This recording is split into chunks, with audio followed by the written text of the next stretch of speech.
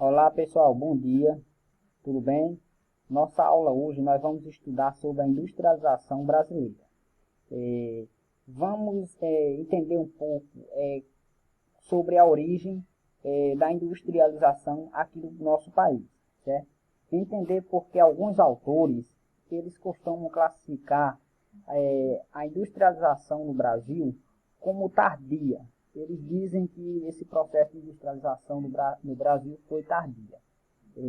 A gente vai estudar um pouco sobre a política industrial de alguns governos até o período militar, certo? Que serviram, essas políticas industriais serviram muito para avançar esse processo de industrialização no Brasil. No início, trago aqui para vocês o conceito de indústria. Indústria consiste no processo de produção que ocorre nas fábricas com o uso de máquinas de trabalho humano que transforma e combina matéria-prima para produzir mercadoria. Indústria é o que corresponde ao setor secundário da economia, ok, pessoal? Então, aqui um exemplo básico, né? A matéria-prima de um alimento que está na mesa de todos os brasileiros, que é o cuscuz, né? Então, a matéria-prima, o milho. Então, passa pelo processo de transformação. Esse processo de transformação é o que nós chamamos de indústria. E para depois chegar a um determinado produto final, a uma mercadoria. A indústria ela é muito importante em nosso cotidiano. Além de gerar emprego, gerar renda, a indústria é responsável pela maioria dos produtos que chegam até nossa mesa, dos alimentos, nossas vestimentas, entre outros produtos que a gente utiliza no dia a dia. A maioria são produzidos nas indústrias. As indústrias, elas são comumente classificadas em dois tipos: indústria extrativa e indústria de transformação. A indústria extrativa é aquela que retira a matéria-prima diretamente da natureza, utilizando máquinas. Não devemos confundir essa indústria extrativa com o setor primário da economia, certo? Então, a indústria extrativa, aqui alguns exemplos, né? A extração de madeira para fazer celulose, matéria-prima do papel, né? E fazer móveis, a extração de minério, a extração de petróleo e a pesca industrial, né? A extração de peixe, utilizando máquinas em grande escala, certo? São exemplos de indústria extrativa. Como eu falei para vocês, não é a mesma coisa do setor primário da economia, certo? Então, aqui é uma atividade industrial porque está utilizando máquinas, equipamentos modernos e existe uma extração em larga escala. O outro tipo de indústria é a indústria de transformação.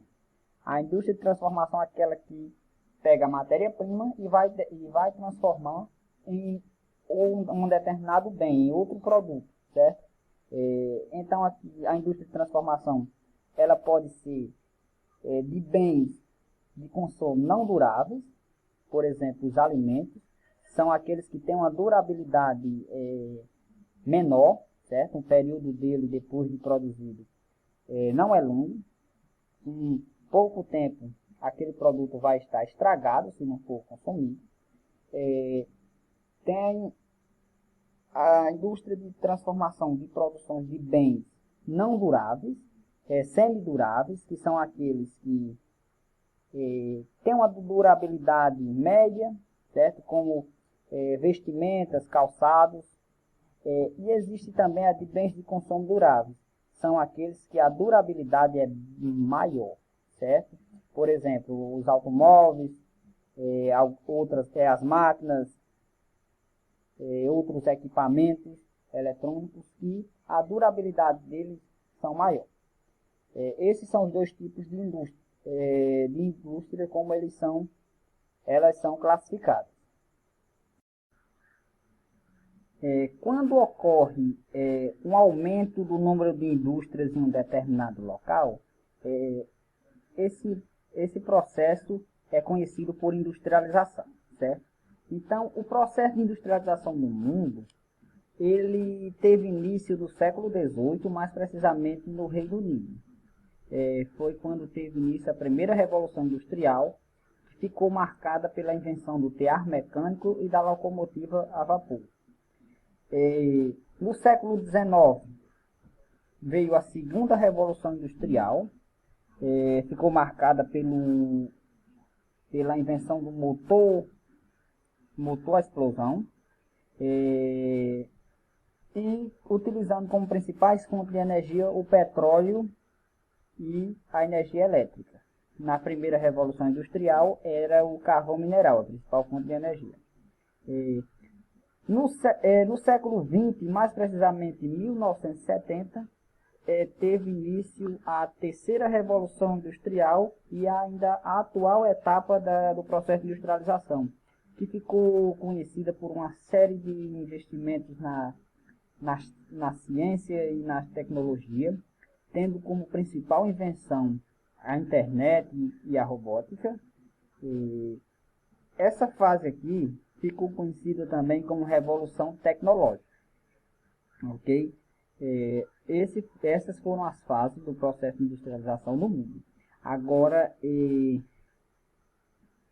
entender, depois que a gente analisar como foi o processo de industrialização no Brasil, aí a gente vai entender por que alguns autores classificam que a industrialização no Brasil ela é tardia, foi tardia.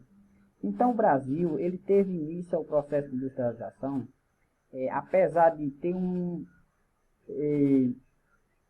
as bases ter sido construídas durante o Brasil Império, mas foi apenas no século XX, mais precisamente em 1930, 40 anos antes da terceira Revolução Industrial, que o Brasil teve um desenvolvimento da indústria. Então, veja só, quase 2 séculos depois da primeira Revolução Industrial do Reino Unido, quase 2 séculos depois que o Brasil começou a se desenvolver o processo de industrialização.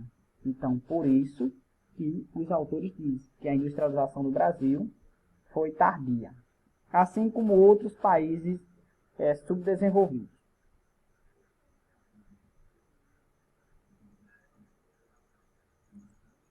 No Brasil, as bases da industrialização aqui no Brasil começou a ocorrer na segunda metade do século XIX, mais precisamente com o Barão de Mauá, no eixo São Paulo-Rio de Janeiro, que se destacava aqui essa região aqui, essa área, como grande produtora de café.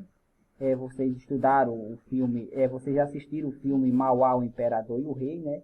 Viram como se deu esse início, essa base da industrialização do Brasil foi implantada. E Delmiro Gouveia, no eixo Pernambuco. Nessa parte aqui, se destacava mais o cultivo da cana-de-açúcar. Aqui vocês vão, como vocês viram no filme Mauá, o Imperador e o Rei, a dificuldade da elite dominante da época em aceitar essas inovações do processo de industrialização. Então a elite imperial, o Brasil na época do Império, né, eles ainda tinham uma mentalidade em que todos tinham que servir ao Estado, no caso o Império, certo? Então era um pensamento econômico baseado ainda no mercantilismo. E a Inglaterra, a Revolução Industrial na Inglaterra, quando surgiu, já era um pensamento do liberalismo, ou seja, as empresas, o mercado agir por si próprio, sem interferência do Estado.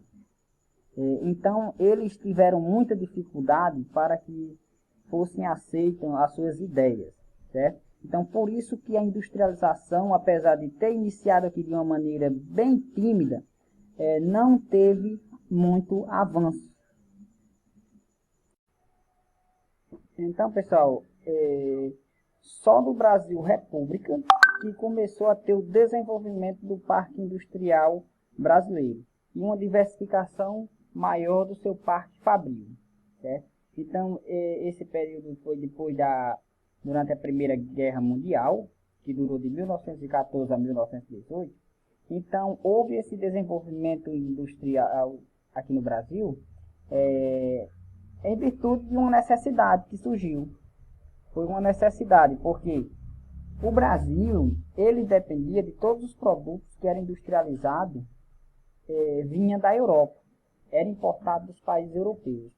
E durante a Primeira Guerra Mundial, como vocês sabem, esses países europeus, os primeiros que se industrializaram, Inglaterra, França, Alemanha, Itália, todos eles estavam na guerra diretamente e foram atingidos por esses conflitos, né? E começou a faltar produto no mercado externo.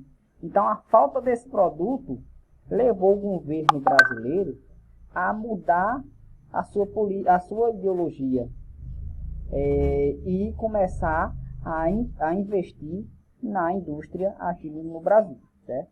Então, foi nesse período que as atividades terciárias da economia apresentaram índices de crescimento econômico superiores ao das atividades agrícolas. Lembrando que desde o Brasil, colônia, até esse período aqui, o Brasil era um país essencialmente agrário, certo? Então, as atividades agrícolas eram as mais importantes do nosso país.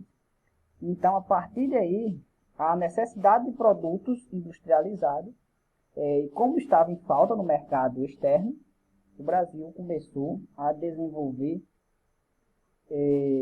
aqui no nosso país. Alguns fatores contribuíram para esse desenvolvimento. Além da Primeira Guerra Mundial, que faltou alimento, veio também a crise de 1929, a grande crise econômica que surgiu nos Estados Unidos, né, e afetou vários países capitalistas industrializados. Então, a partir dessa crise, as atividades industriais passaram a ter índice de crescimento maior que as atividades agrícolas. E também a Revolução de 1930, que aqui no Brasil criou novas possibilidades favoráveis a tornar o Brasil um país industrial. Essa Revolução de 1930, liderada por Getúlio Vargas, né, que pôs fim àquela República Velha, também conhecida como a República do Café com Leite, né, que toda eleição era escolhido um presidente ou representando os grandes fazendeiros de café de São Paulo, e no outro ano era um presidente escolhido representando os grandes produtores de leite de Minas Gerais. Então, Getúlio Vargas, um gaúcho, ele pôs um fim a essa política do café com leite na Revolução de 1930 e a partir daí criou novas possibilidades para tornar o Brasil um país industrial. Se vocês observarem aqui no gráfico, né? Então veja que desde o início do século XX, você observar, a maior parte da economia era primária, né, agropecuária. Sempre os serviços, né, a atividade terciária, ela teve uma parcela considerável na economia do nosso país. Então, a gente percebe que até o início do século XX, a indústria era pouca a representação na economia, na participação do PIB do Brasil. Então, a partir de 1930, você vê que com o governo de Getúlio Vargas, ela começou a ter uma participação maior, aumentando essa participação a cada ano que se passava. E o café? O café, ele tem uma relação grande com a industrialização, porque a atividade cafeeira, ela criou as bases para o processo de industrialização aqui no Brasil. Como vocês já estudaram, o Barão de Mauá, ele se destacou em uma região onde o café era a região mais produtora de café do nosso país, né? Aquele eixo ali do Sudeste. Então, algumas características da atividade cafeeira que trouxe, serviu de base para a criação do processo de industrialização no Brasil. Mão de obra assalariada, potencialmente qualificada, criação de um mercado consumidor, estimulou o crescimento urbano e a formação de uma classe média urbana, teve acúmulo de capitais, excelente infraestrutura de transporte e fatores concentrados na região sudeste. Por isso que a região sudeste do Brasil é a região onde teve a maior concentração de indústrias no nosso país. Se a gente observar, esse aqui era o padrão espacial da economia brasileira antes do processo de industrialização se desenvolver de forma efetiva aqui no Brasil. Então, a economia aqui no Brasil era uma economia agrária, né, do setor primário. Se a gente observar, se comportava como um arquipélago econômico. O que é um arquipélago? Arquipélago se a gente for analisar o conceito de arquipélago, conjunto de ilhas. Então, algo que não era interligado. Então, numa região se destacava uma atividade, na outra atividade econômica, e não tinha essas interligações. Só com o processo de industrialização que veio a ocorrer essa interligação de uma atividade de uma região para outra. Então, aqui no norte se destacava a borracha, a cana-de-açúcar no nordeste, mais precisamente no litoral. Na região sudeste, destacava o café e a charque, a carne de charque no sul do país. Então, pessoal, assim como a industrialização, o café, ela criou bases para o processo de industrialização no Brasil, a sua crise também foi muito importante para que a indústria se desenvolvesse em nosso país. Então, a crise do café teve também uma relação com a crise econômica de 1929, que eu já tinha falado para vocês no slide anterior. Então, com essa crise, o café diminuiu as exportações. Os países compradores do café brasileiro estavam em crise. Lógico que quando você está em crise, você vai reduzir o seu orçamento, você não vai comprar determinadas mercadorias ou somente o necessário, porque você está em crise, você está sem dinheiro. Então o café começou a perder importância. E uma busca por nova atividade aqui no nosso país. Porque se a gente analisar desde a produção do espaço geográfico brasileiro, desde o processo colonial, a gente observa que sempre teve uma atividade importante, e essa atividade perdeu importância, entrou outra. Foi assim, primeiro com o cultivo da cana-de-açúcar, depois veio a mineração, aí depois da mineração veio o café, teve o café, certo? Então o café perdeu importância, aí uma busca por nova atividade. Aí entrou em cena as atividades industriais, que começou a ganhar um destaque maior e ter mais importância do que as atividades agrícolas. Então, basicamente, a região mais produtora de café, aquele eixo ali do sudeste, principalmente do estado de São Paulo, e a industrialização se desenvolveu lá, e foi lá nessa região onde até hoje tem uma maior concentração de indústria no nosso país.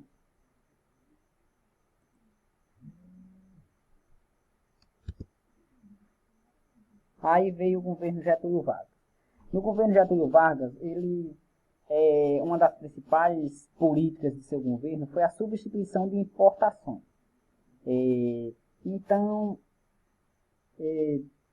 no início de seu governo, 1930 a 1956, houve a implantação de indústrias estatais em diversos setores, no de infraestrutura, no de bens de produção. Houve a criação de várias estatais que até hoje são conhecidas, né, por nós como a CSN, a Companhia Siderúrgica Nacional. Petrobras, a Fábrica Nacional de Motores, Vale do Rio Doce e a Chefs, a Companhia Hidrelétrica do São Francisco. Dessas estatais criadas por Getúlio Vargas, hoje só existe a Petrobras, que ainda pertence ao Estado. Todas essas outras empresas, elas ainda existem, mas foram privatizadas. Agora elas pertencem à iniciativa privada.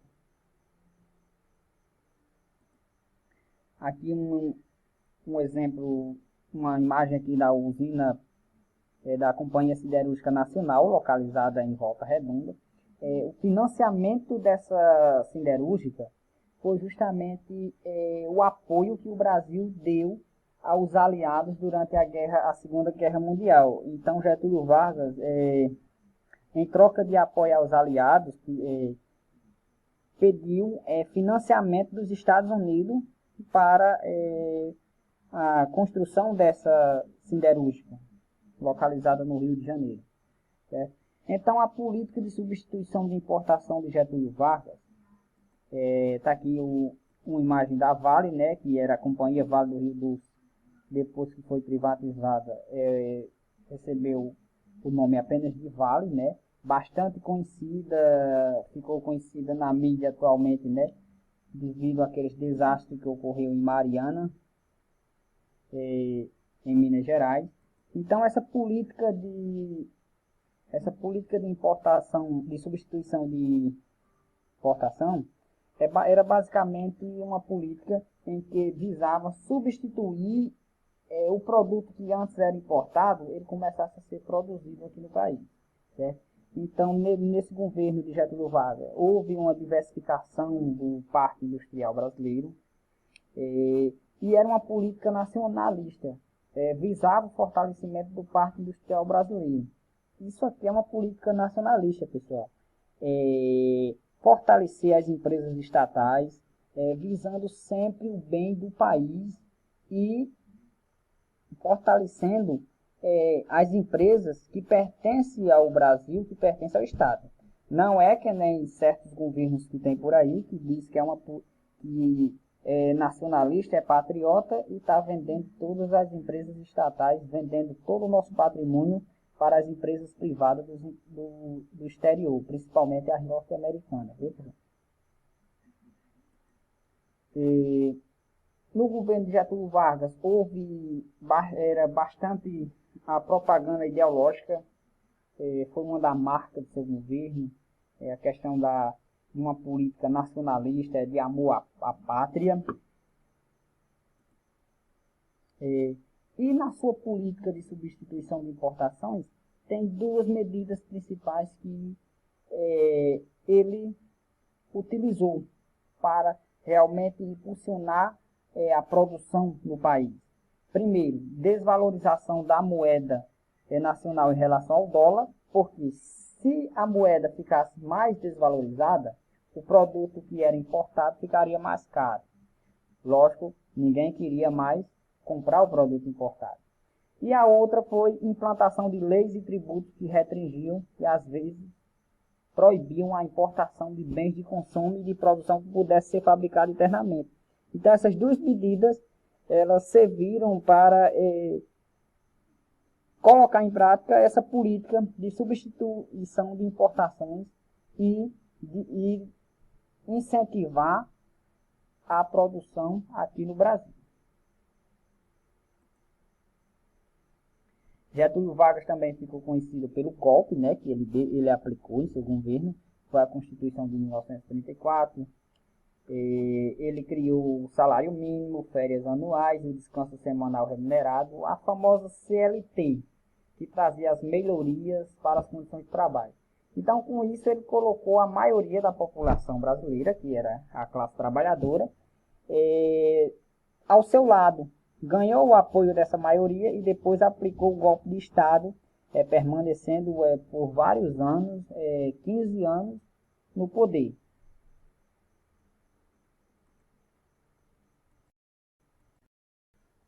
Aí, depois que ele aplicou o golpe de Estado, Aí veio a repressão à oposição e manipulação das notícias, que poderia ser vinculada pela mídia. Teve mais criação de órgãos estatais, principalmente aqueles de regulamentação da economia. Houve intervenção estatal no setor de base da economia e houve um grande crescimento da produção industrial, com exceção no período da Segunda Guerra Mundial, porque nesse período da Segunda Guerra Mundial, quase todos os países, os mais industrializados e aqueles que estavam iniciando o processo de industrialização, eles tiveram um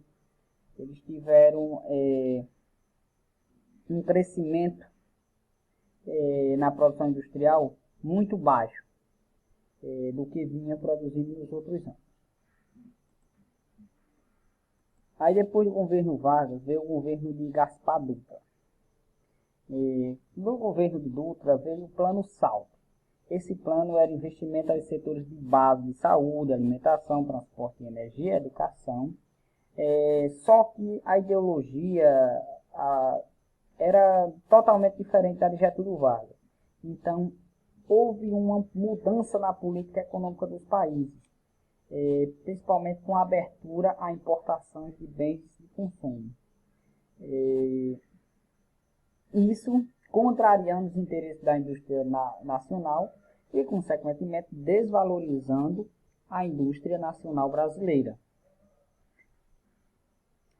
Só para comparar, termos de comparação, no governo de Getúlio Vargas, a balança comercial brasileira com as exportações teve um saldo, principalmente para os países europeus que estavam necessitando de produtos industrializados em virtude da Segunda Guerra Mundial.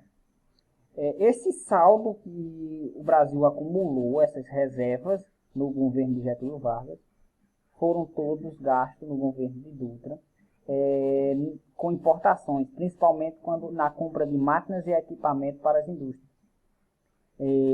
O uso dessas reservas obrigou o governo Dutra a desvalorizar o cruzeiro em relação ao dólar e emitir papel moeda em excesso.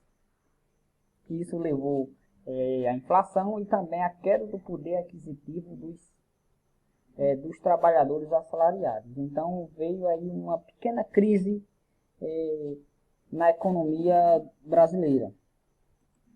Aí Getúlio Vargas voltou, dessa vez ele voltou eleito, ele foi presidente, aplicou um golpe e passou muitos anos no governo.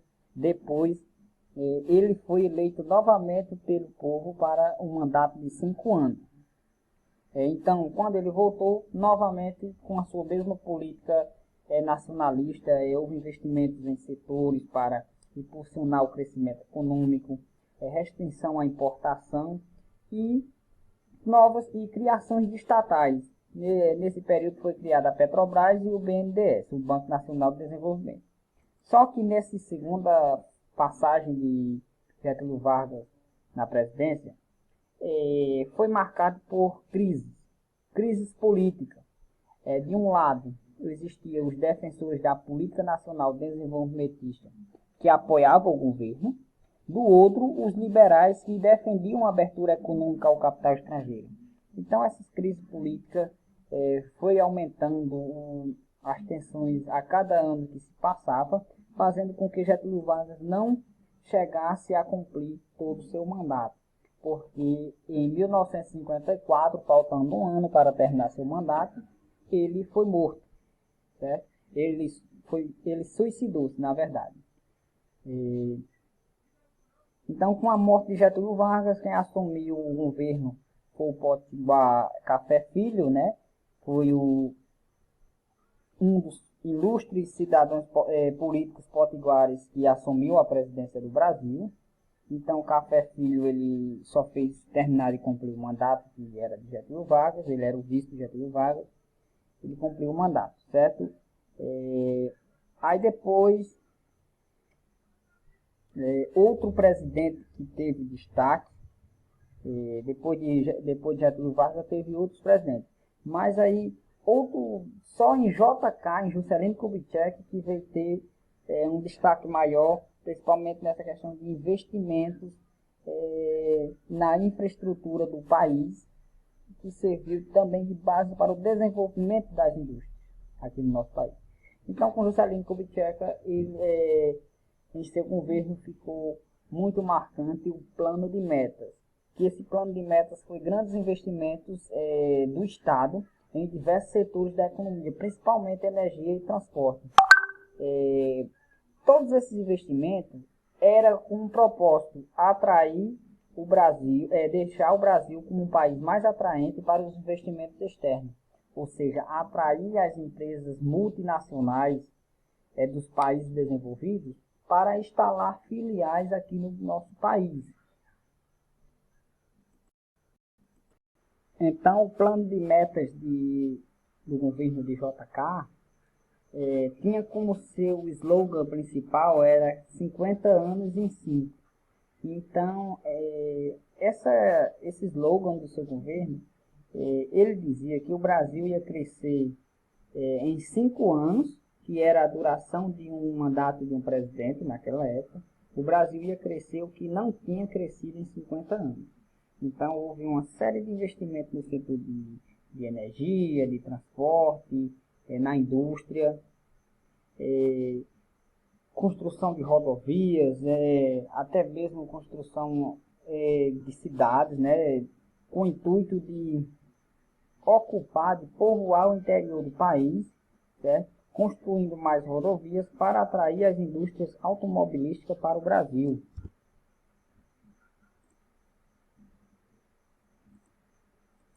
Aqui ficou marcado em seu governo a transferência da capital, que era o Rio de Janeiro, para o interior do país, Brasília. Foi fundada em 1960. Então, a construção de Brasília fazia parte do seu plano, né? Ou seja, expandir o povoamento para o interior, para as áreas mais interioranas do país, certo? Assim, construindo mais rodovias, para criar um mercado consumidor, para atrair as indústrias automobilísticas, vindo se instalar em filiais aqui no Brasil. E também no intuito de tentar fazer com que a atividade industrial, os investimentos não se concentrassem só na região sudeste do país. Ele não conseguiu combater essa questão da concentração industrial, mas foi um dos passos importantes. Então, houve construção de rodovias, entre elas a mais famosa, né, a Belém-Brasília, que destruiu. Então, para vocês terem uma ideia, se não tivesse estrada, quem era que ia comprar carro para rodar em estrada? Então, a ideia dele era essa, construir várias rodovias, incentivar o transporte rodoviário no Brasil, para criar um mercado consumidor para as empresas, as montadoras de automóveis, virem se instalar aqui no Brasil.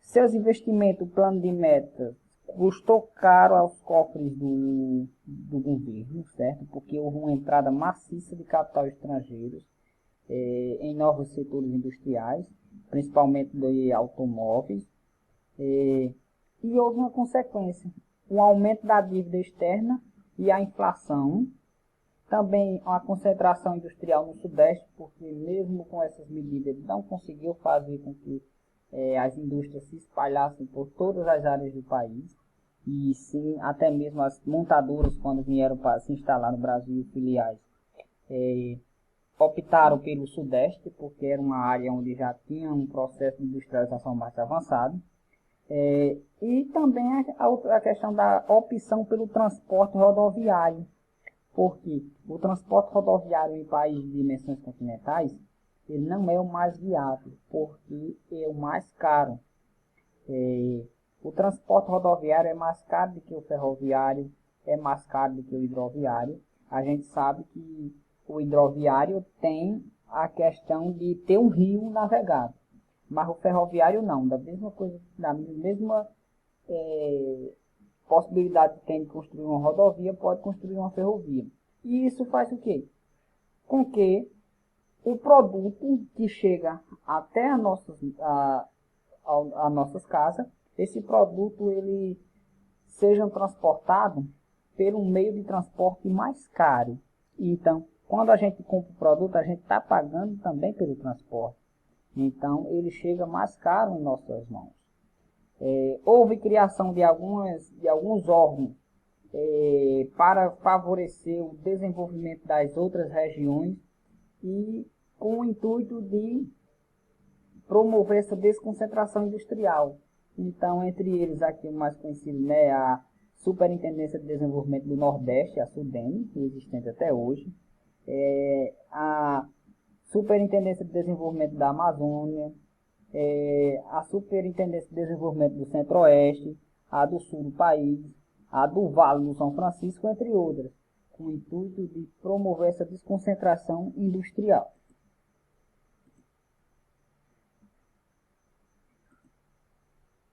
Como podemos observar no mapa, em seu governo, mesmo com essas políticas de desconcentração, ainda tem uma forte concentração industrial, do parque industrial, aqui na região sudeste do Brasil. Aí depois veio o Jango, né, o João Goulart, com as tentativas de reforma. As tentativas de reforma por quê? Porque não deu certo. João Goulart, ele foi ministro do Trabalho de Getúlio Vargas, do governo de Getúlio Vargas. Ele foi vice-presidente dos governos de Juscelino Kubitschek e Jânio Quadros. E ele assumiu o mandato após a instauração do parlamentarismo, em meio a uma grande crise política daquela época, em 1961. Depois foi promovido a presidente. As tentativas de reforma teve o plano trienal, né, que era uma reforma de base, um pouco parecida com a de Getúlio Vargas, né, em diversos setores, no setor agrário, uma reforma tributária, administrativa. Um dos principais responsáveis por essas reformas, por elaborar essas reformas, foi o economista Celso Furtado. Essa reforma tinha como objetivo combater a inflação e desenvolver o país, porém ele não conseguiu, falhou, por isso que eu falei as tentativas de reforma. E essa política dele, uma política social, naquele contexto em que existia uma acirrada disputa geopolítica no mundo, de um lado os Estados Unidos liderando o bloco dos países capitalistas e do outro a União Soviética liderando o bloco dos países socialistas, então acabou influenciando, e essa política, como o Brasil sempre foi um país mais próximo dos Estados Unidos capitalistas, essa política foi taxada de comunista. E em virtude disso, com apoio da população, a maioria dos conservadores da sociedade civil e também dos militares, criou condição para o golpe de 31 de março de 1964. Espero que isso nunca mais se repita, esse golpe, que foi o golpe militar, em que foi instaurado a ditadura militar ou regime militar, como alguns preferem que sejam chamados assim, certo? Então essa foi a primeira fase do processo de industrialização do Brasil. Okay? Próxima aula a gente vai estudar como foi essa industrialização durante o período militar, até chegar aos dias atuais, certo? Essas são a nossa principal referência, né? O nosso livro didático, e saudações. Até a próxima aula.